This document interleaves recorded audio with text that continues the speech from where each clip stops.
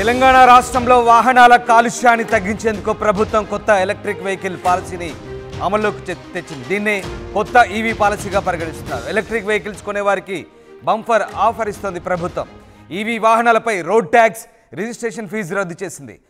రెండో బండిపై 2% అదనపు పన్ను మినహాయింపు ఉంటుంది. ఇక 2026 డిసెంబర్ 31 వరకు no tax, no registration fees వసూలు చేయరు. ఇక కాలుష్యాన్ని తగ్గించేందుకు కొత్త పాలసీ తెచ్చింది ప్రభుత్వం. ఇక సోమవారం నుంచి రాష్ట్ర వ్యాప్తంగా ఇది అమల్లోకి రానుంది. ఈ మేరకు రవాణా శాఖ ఉత్తర్వులు జారీ చేసింది. కొత్త ఈవీ పాలసీ 2026 డిసెంబర్ చివరి వరకు అమల్లో ఉంటుందంటూ ప్రభుత్వం చెప్తోంది.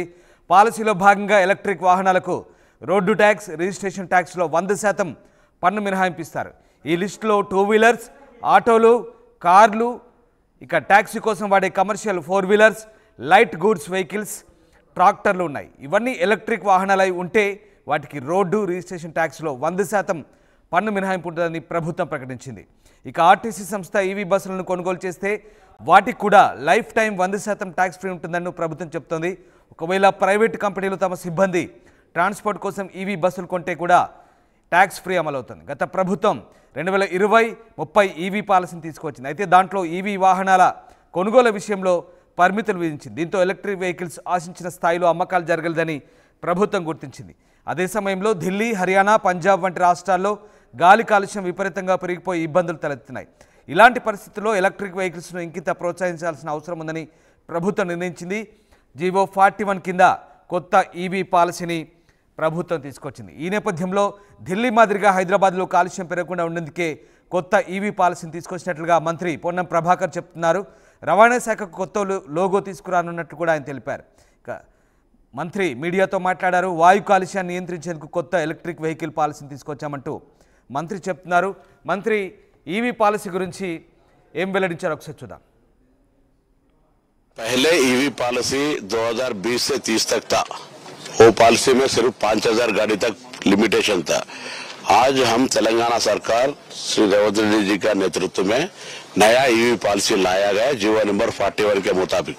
वो पॉलिसी में हम 2026 31 दिसंबर तक तेलंगाना की जनता अनलिमिटेड इलेक्ट्रिकल व्हीकल खरीद सकते। उसमें 4 व्हीलर है, 2 व्हीलर है, 3 व्हीलर है, बस पर आरटीसी के है और कोई किसी संस्था के लिए उनके संस्था के लोगों के लिए ट्रांसपोर्ट का व्हीकल चाहिए तो बस भी इलेक्ट्रिकल खरीद सकते हैं। उसमें कोई लिमिट नहीं है और हम यही चाहता है कि बस ज्यादा ये व्हीकल ज्यादा इस्तेमाल हो और तेलंगाना हेडक्वार्टर हैदराबाद में पोल्यूशन दिल्ली का जैसा ना बने।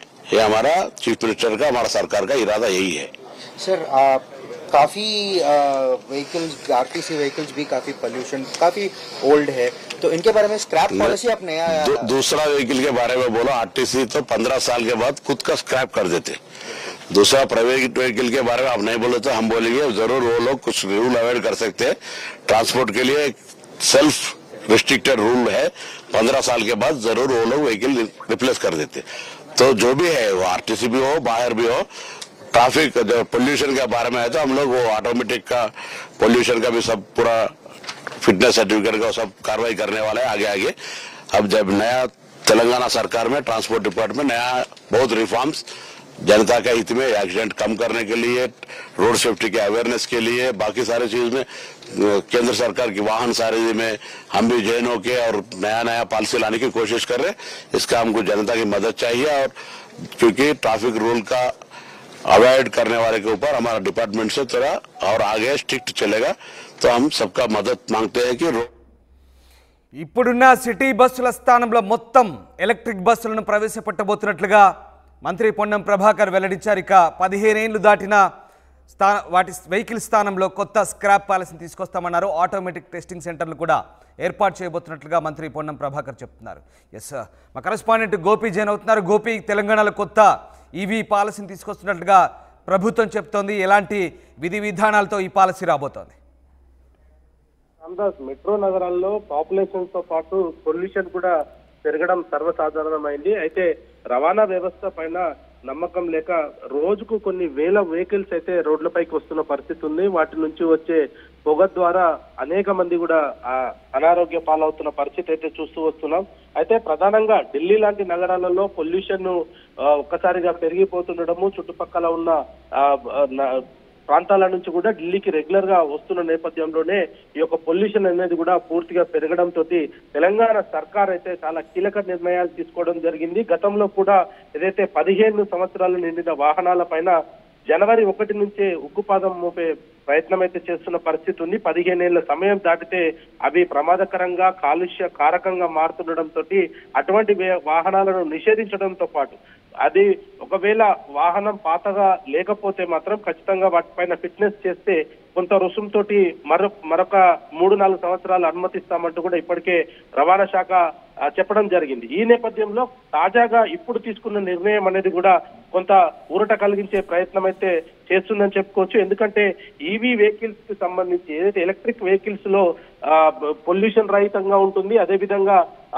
వాహనాలకు సంబంధించి కూడా ఒక 5-6 ఇయర్స్ వరకు ఖచ్చితంగా దాంట్లో ఉన్న బ్యాటరీని కూడా చేంజ్ చేయడం జరుగుతుంది. కాబట్టి ఖచ్చితంగా ఎటువంటి పొల్యూషన్ అయితే అటువంటి వాహనాలు రావు. కాబట్టి ఖచ్చితంగా తెలంగాణ ప్రభుత్వం అయితే కొత్త ఈవీ పాలసీని తీసుకురావడం జరిగింది. జీవో 41 రూపంలో ఈ యొక్క పాలసీ అయితే ఏర్పాటు చేయడం జరిగింది. దీంట్లో ప్రధానంగా చూసుకుంటే ఇప్పటికే వాహనం ఉన్న వారికి కొత్త వాహనాలు కొంటే ఖచ్చితంగా 2% మాత్రం అదనంగా పన్ను ప్రభుత్వానికి చెల్లించాల్సి ఉంటుంది.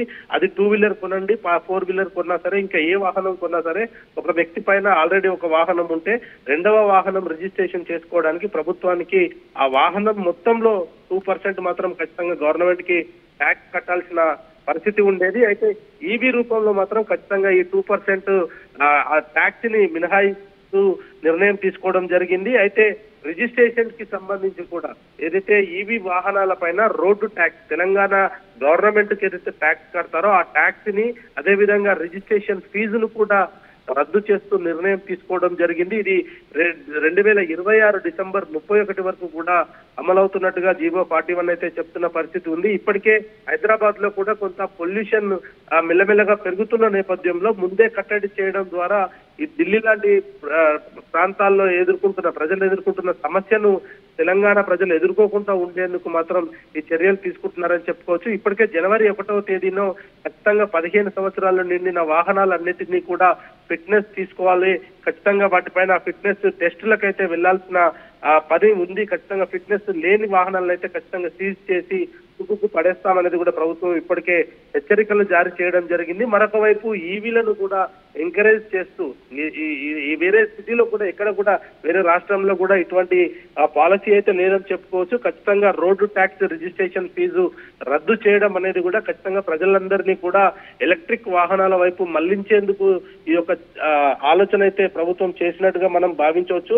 ఒకవేళ రిజిస్ట్రేషన్ అదనపు వెహికల్ ఉన్నప్పుడు 2% ట్యాక్స్ ఈ రెండింటిని కూడా మినహాయించి కేవలం రిజిస్ట్రేషన్ ఫీజు కూడా కట్టుకోవడానికి కస్టమర్స్ ఇష్టపడుతున్నప్పటికీ కూడా తెలంగాణ ప్రభుత్వం మాత్రం ఇది ఒక గొప్ప నిర్ణయం అని చెప్పుకోవచ్చు. ఎందుకంటే ఈవీ వాహనాల్లో ఇప్పటికే 4 వీలర్స్ అనేక కంపెనీలు కూడా ఎలక్ట్రిక్ వాహనాలను రిలీజ్ చేసిన పరిస్థితి ఉంది. అనేక కంపెనీలు కూడా ఎలక్ట్రిక్ వాహనాలను రోడ్లపైకి తీసుకువస్తున్నాయి. కొత్త వాహనాలు వస్తున్నాయి, మొపెడ్స్ రూపంలో కావచ్చు. అదే విధంగా ట్రాన్స్పోర్ట్ కు సంబంధించిన అనేక వాహనాలు, రోజు ఆటోలు ఏదైతే రెగ్యులర్ గా ప్రయాణికులను తీసుకువెళ్లే ఆటోలు కూడా ఇప్పటికే ఎలక్ట్రిక్ వాహనాలు వచ్చిన నేపథ్యంలో పూర్తిగా ఇటు డీజిల్ వెహికల్స్ ని, పెట్రోల్ వెహికల్స్ ని కట్టడి చేస్తూ ఎలక్ట్రిక్ వెహికల్స్ ని ఎక్కువగా కస్టమర్స్ కొనే దిశగా ఈ యొక్క ఆలోచన అయితే ప్రభుత్వం చేసిందని చెప్పుకోవచ్చు. ఖచ్చితంగా ఇది ప్రజలకు ఉపయోగపడే పాలసీ అయ్యే పరిస్థితి అయితే ఉంది. ఎందుకంటే రోడ్డు ట్యాక్స్ రోడ్డు ట్యాక్స్ ను ఎత్తివేయడం అంటే దాదాపు ఒక్క వాహనం పైన కొన్ని వేల రూపాయలు మాత్రం కస్టమర్ కు ఆదా అవుతుందని చెప్పుకోవచ్చు. ఒక 2 వీలర్ కొంటేనే సగటున 15,000 నుంచి 20,000 వరకు కూడా ఆదా అవుతున్న పరిస్థితి అయితే కనపడుతుంది. ఏదేమైనా తెలంగాణ ప్రభుత్వం తీసుకున్న నిర్ణయం మాత్రం ప్రజల్లో కొంత హర్షం వ్యక్తమయ్యే అవకాశాలే కనపడుతున్నాయి. Ramdas. Right, yes, thank you Gopi. So మంత్రి పొన్నం ప్రభాకర్ వెల్లడించిన విషయాల ప్రకారం గత ప్రభుత్వం కేవలం 5,000 వాహనాలకు మాత్రమే రాయితీ ఇచ్చి చేతులు దులుపుకుందని, కానీ తమ ప్రభుత్వం 100% వాహనాలకు రాయితీ